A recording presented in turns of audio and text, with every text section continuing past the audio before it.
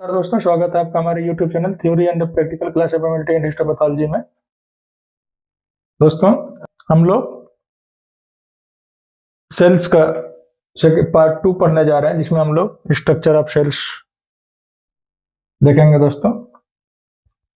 तो ठीक है, तो यह जनरली जो हमारा है, ये सेल्स का डायग्राम होता है दोस्तों। सेल्स का कोई अपना स्ट्रक्चर नहीं होता है। डिफरेंट डिफरेंट सेल्स का स्ट्रक्चर डिफरेंट डिफरेंट होता है। ठीक है, कोई सेल्स छोटा होता है, कोई सेल्स बड़ा होता है। कहीं पे सेल्स लंबी मिलेगी, कहीं पे सेल्स चौड़ी मिलेगी, कहीं पतली भी मिल सकती है दोस्तों। तो सेल्स का अपना कोई भी स्ट्रक्चर नहीं होता है। तो जो हमारे सेल्स होते हैं, उन सबको कवर करके रखने का काम सेल मेम्ब्रेन करता है, जो फास्फोलिपिड का बना हुआ होता है दोस्तों, फास्फोलिपिड और ग्लूकोज से मिल करके। ठीक है, ये जो लेयर है हम लोगों का, जिसके अंदर हमारे सारे सेल्स कवर्ड है। ठीक है, इस मेम्ब्रेन को या झिल्ली को हम लोग सेल मेम्ब्रेन बोलते हैं। दूसरे लैंग्वेज में बोलेंगे तो इसको हम लोग प्लाज्मा मेम्ब्रेन भी बोलते हैं दोस्तों। ठीक है, जिसमें सेल मेम्ब्रेन के अंदर हमारे न्यूक्लियस, न्यूक्लियोलस, ठीक है, प्रेजेंट होते हैं। Mitochondria, Golgi body, Golgi apparatus, ठीक है, रफ एंडोप्लाज्मिक रेटिकुलम और smooth endoplasmic reticulum, Golgi vesicles, lysosome, Golgi apparatus, ठीक है, न्यूक्लियोलस एंड न्यूक्लियस के अंदर जो प्रेजेंट होता है दोस्तों, chromatin. Chromatin that's means DNA and RNA. Okay, peroxisomes, ribosomes, cytoplasm, ठीक है।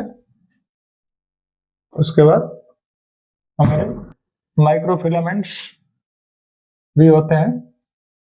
ओके, तो अभी हमने ये डायग्राम देखा सेल्स का। ठीक है, इसके पार्ट्स को हमने जाना कि गोल्गी बॉडी कैसा होता है, लाइसोसोम कैसा होता है, गोल्गी अपार्टस कैसा होता है।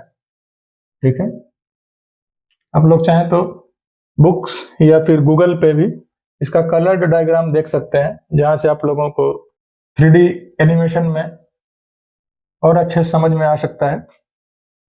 ठीक है, मैंने आपको जनरली जो डायग्राम था सेल्स का, इस डायग्राम को बनाने का मेन मकसद था आप लोगों को उसके पार्ट को बता, फंक्शन क्या होता है उसके बारे में हम लोग डिटेल में डिस्कस करेंगे दोस्तों। ठीक है, अभी हम major function of sales, sales के मेन फंक्शन क्या होते हैं उसके बारे में जानेंगे दोस्तों। तो जो सेल्स का पहला फंक्शन होता है वो होता है essential for growth and development of an organism. किसी भी ऑर्गेनिज्म के ग्रोथ और डेवलपमेंट के लिए आवश्यक होता है।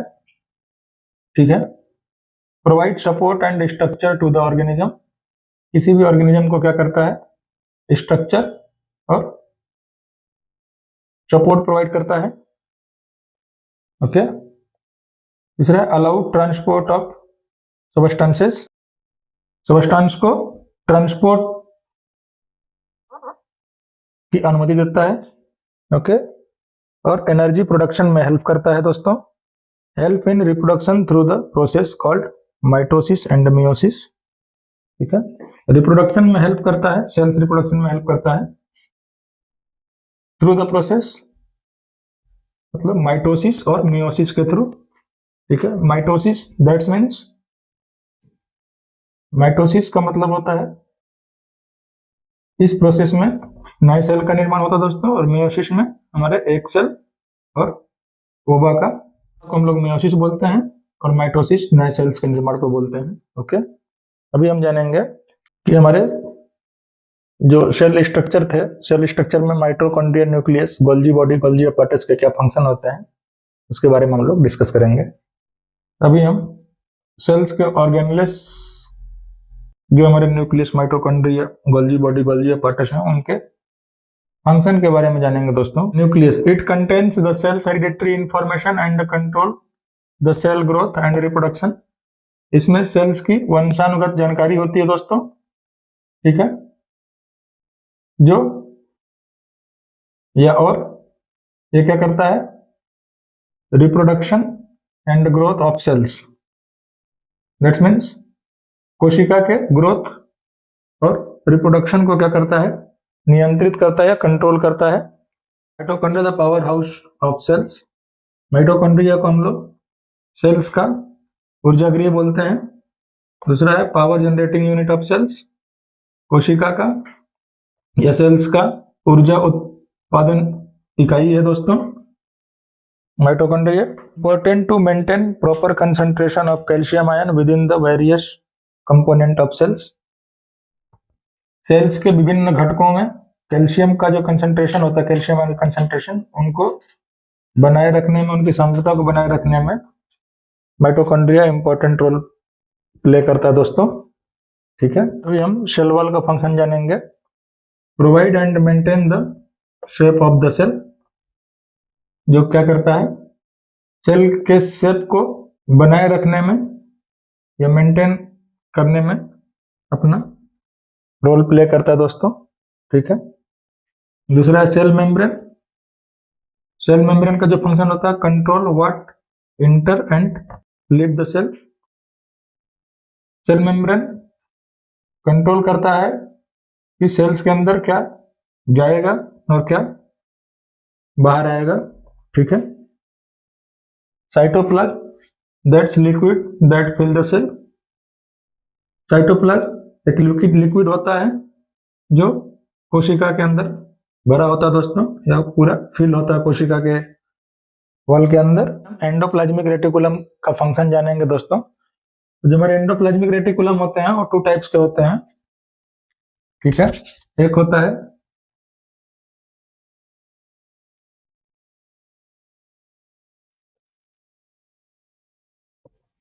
रफ एंडोप्लाज्मिक रेटिकुलम, ठीक है, और दूसरा होता है स्मूथ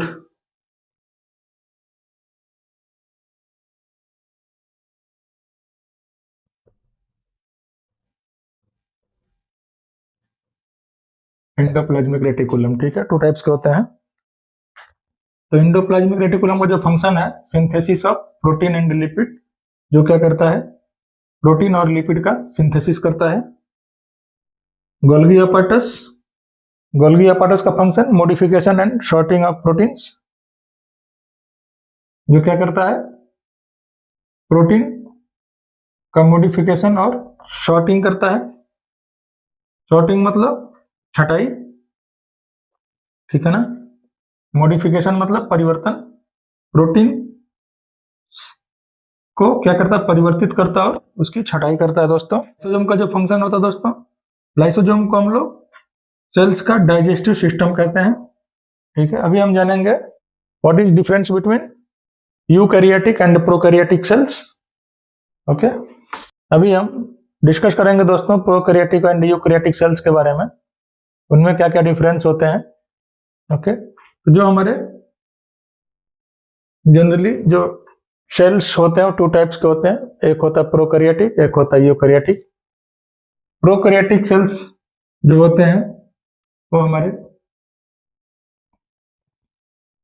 उन जीवों में होते हैं जिनको हम नग्न आंखों से देख नहीं सकते हैं, नेक्ड आई से देख नहीं सकते हैं। उनको देखने के लिए, उन ऑर्गेनिज्म को देखने के लिए हमको माइक्रोस्कोप की जरूरत पड़ती है। और यूकैरियोटिक सेल्स जो प्रेजेंट होते हैं वो उनमें प्रेजेंट होते हैं जिनको हम देख सकते हैं, जैसे animal, plant and human being. ठीक है, प्रोकैरियोटिक सेल्स जो होते हैं वो जनरली माइक्रो ऑर्गेनिज्म में प्रेजेंट होते हैं, जैसे बैक्टीरिया एंड वायरस। ओके, तो अभी डिफरेंस जो है इन दोनों के बीच में, उसके बारे में डिस्कस करेंगे। जो प्रोकैरियोटिक सेल होता है दोस्तों, small in size, 0.2 to 2 micrometre in diameter. जो उनका डायमीटर होता है वो 0.2 to 2 होता है और साइज में बहुत छोटे होते हैं। प्रोकैरियोटिक के अगेंस्ट जो यूकैरियोटिक सेल होता है, उसमें जो हमारे सेल के साइज होते हैं वो लार्ज होते हैं, जिनका साइज होता है 10 to 100 माइक्रोमीटर इन डायमीटर। ठीक है, प्रोकैरियोटिक सेल में न्यूक्लियस या न्यूक्लियर मेम्ब्रेन अब्सेंट होता है दोस्तों, ठीक है। जबकि यूकैरियोटिक सेल में न्यूक्लियर मेम्ब्रेन क्या होते हैं, प्रेजेंट होते हैं, ठीक है। प्रोकैरियोटिक सेल में सेल मेम्ब्रेन प्रेजेंट होते हैं और यूकैरियोटिक सेल में भी सेल मेम्ब्रेन प्रेजेंट होते हैं। दोनों में सेल मेम्ब्रेन की उपस्थिति होती है, दोनों प्रेजेंट होते हैं। प्रोकैरियोटिक सेल्स में DNA is in naked form, ठीक है, और यूकैरियोटिक में डीएनए इज इन क्रोमोसोम, ठीक है। यूकैरियोटिक सेल में क्रोमोसोम के रूप में डीएनए प्रेजेंट होता है दोस्तों, और प्रोकैरियोटिक में नेक्ड फॉर्म में प्रेजेंट होता है डीएनए, ओके। प्रोकैरियोटिक में राइबोसोम्स आर इन स्मॉलर, ठीक है। राइबोसोम जो होता है स्मॉल साइज का होता है, जबकि यूकैरियोटिक में राइबोसोम लार्ज साइज में होता है। प्रोकैरियोटिक सेल में cell wall is composed of peptidoglycan, जो सेल वॉल होता है पेप्टिडोग्लाइकन का बना होता है, जबकि यूकैरियोटिक में जो सेल वॉल होता है दोस्तों प्लांट सेल में वो सेलुलोज का बना होता है। तो ये हमारे प्रोकैरियोट्स और यूकैरियोट्स के बीच में जो मेन डिफरेंस थे उसके बारे में भी डिस्कस किए दोस्तों हम लोग डिस्कस कर रहे हैं दोस्तों introduction to the human body, okay. हमारा मानव शरीर किन किन चीजों से मिल करके बना हुआ है, जो हमारे बॉडी के सिस्टम है उनका फंक्शन क्या है, बॉडी के ग्रोथ एंड डेवलपमेंट के लिए किन किन चीजों की जरूरत होती है, उन सब के बारे में डिस्कस करेंगे इस टॉपिक में। जो हम लोगों का पार्ट 1 था वो था सेल्स के बारे में। पार्ट 2 में हम लोगों ने सेल्स का स्ट्रक्चर, फंक्शन, ठीक है, और टाइप ऑफ सेल्स और उनके बीच में क्या डिफरेंस था उसके बारे में जाना। उम्मीद करते हैं आप लोगों को आज का वीडियो अच्छा लगा होगा। नेक्स्ट वीडियो में हम लोग टिश्यू के ऊपर डिस्कस करेंगे दोस्तों। अगर वीडियो अच्छा लगा चैनल को सब्सक्राइब करें, लाइक करें एंड शेयर करें। धन्यवाद।